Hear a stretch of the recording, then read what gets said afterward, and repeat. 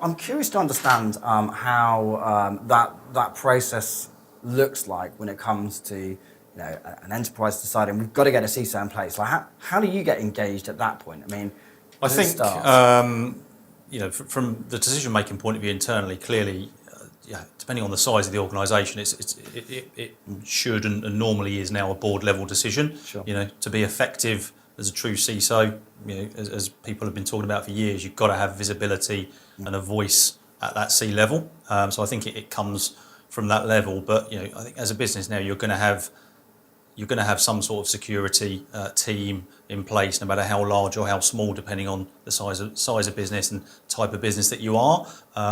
You may not have a CISO in place. It may be that you've got a handful of people actually that perhaps are traditional IT people that have an element of security as part of their role and maybe have transitioned more into that over time.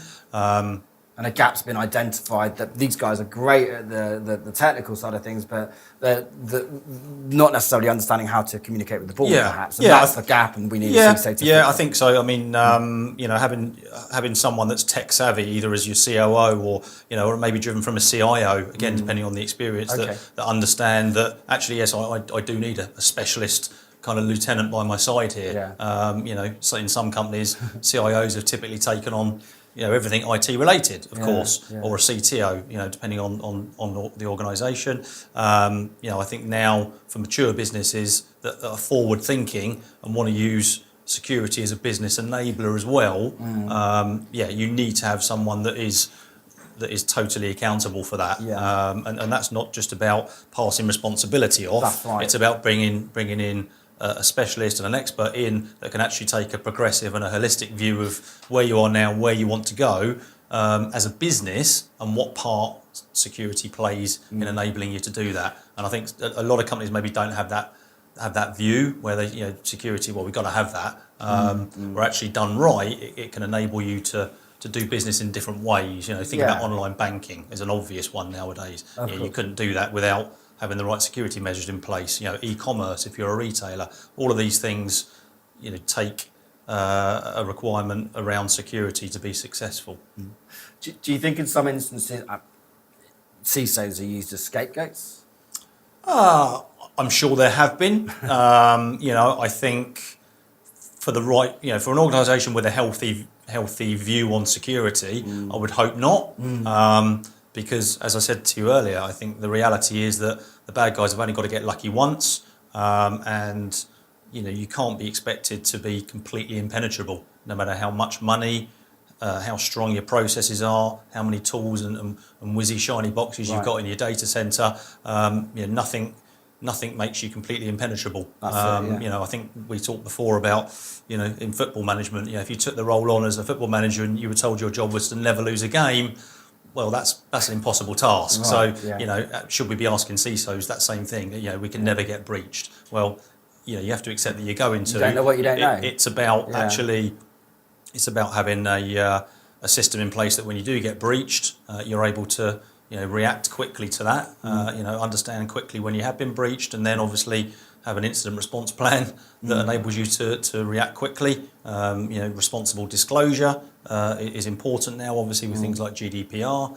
I think all of that stuff is really important, and that can help companies maintain and actually in some cases increase customer confidence as well. Right. I think most of us now, even if we're not in the industry, have a sense on what cybersecurity is and the fact that it touches all of our lives in some way, shape or form. If you buy something online or you have an online bank, that's probably 95% of people nowadays in this part of the world at least. You're going to have used some sort of security technology, perhaps without even realising it. So it's mainstream. I mean, we picked up a broadsheet the other day and very well known Sunday broadsheet, and in the middle was a massive cybersecurity supplement inside, and this is a magazine for my father-in-law. This is not a magazine for the industry. So I think absolutely. That's got to be making the lives of the CISOs easier as well when it's becoming that mainstream as well. Yeah, well, I think the awareness piece is important, and one of the major sort of, I suppose, attack vectors that we've not talked about is your employees. It's spreading that awareness internally is really important. Again, you can invest in in a big security team and great tools, but if one of your if one of your employees in I don't know, the finance department or the customer service department clicks on a malicious email, actually doesn't matter. The bad guys are still going to get in. You still have a problem. So the awareness piece is really important, and that's where we're seeing a lot of activity in that market with companies offering security awareness training and phishing simulation training and areas like this. That's definitely a massive growth area. That's really interesting, because this is something we've definitely seen ourselves. Is we see all of this effort being put into protecting the organisation from the outside. And we're like, great, we've got all of this great tech in place, only for Bob in accounts to do something really stupid and screw it all up. All of the best tech in the world is useless without education or policy. Yeah, absolutely, and it's a balance. It comes down to people ultimately. It does. That's right, and it's a cliched expression, this, but it's one that we've all probably heard, and that humans are invariably the weakest link in the chain.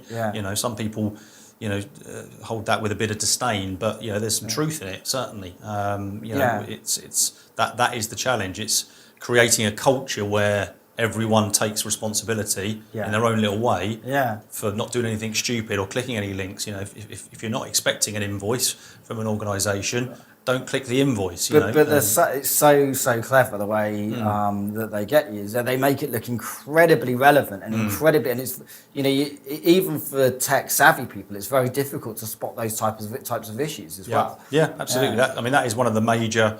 Email is still one of the major attack vectors for the bad guys, for sure. And we've email security is one of the oldest types of technology we've got. It's been around for 20 plus years. Yet still, that's a major way that the bad guys get their business done. That's it. Yeah.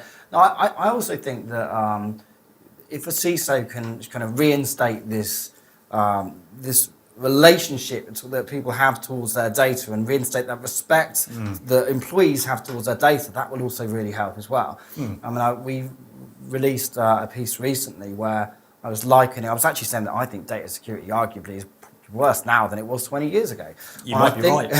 when I think about information security, data security 20 years ago, my father used to have a shipping company, and all of his sensitive data was put away in lock safes with CCTV. You'd have multiple sets of keys, and you know exactly who had access to that data. You know exactly what that data was.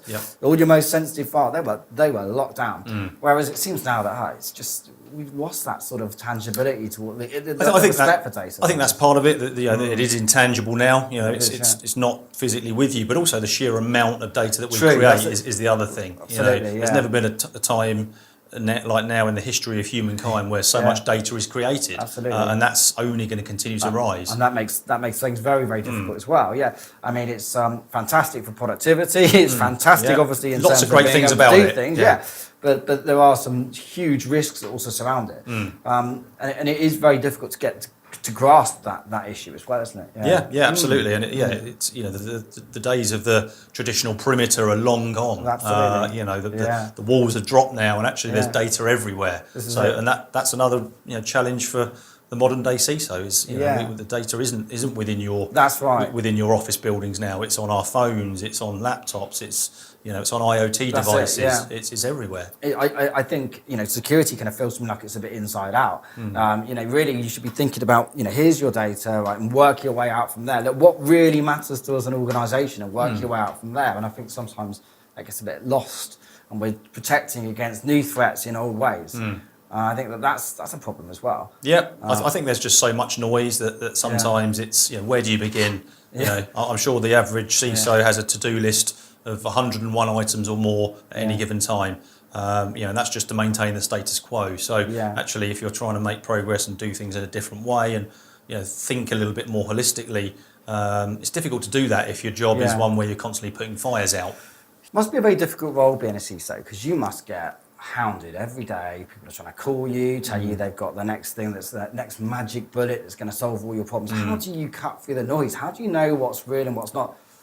Well, that's a tough question, and it's a topical one. Obviously, with this week being RSA Security Week over in San Francisco, and that always 1,000 vendors saying the same thing. Depending on who you listen to, that really does divide opinion. As does InfoSec and all of these shows. I think from a vendor point of view, they're important, but it's the market has never been noisier, and it is a challenge. I think you've got to understand what you're looking to achieve, what your key initiatives are for that year, for example, as a CISO, and actually then go out to the market and talk to the companies that you want to go and talk to. Yes, you're going to get companies that are going to be calling you left, right, and centre, and emails all the time.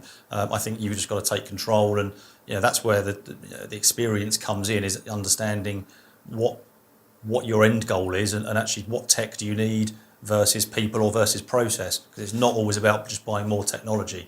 I think most companies now are of a point where they actually, within their infrastructure, they want a bit more simplicity. They would like probably to buy less product or more products from less companies. But they also want it in a way where actually there isn't too much overlap, and that's the challenge. You could have lots of different technology, and actually that does 50% of what that does 70% of what that does. So there's a lot of overlap, and that for you as a CISO is very wasteful, for one.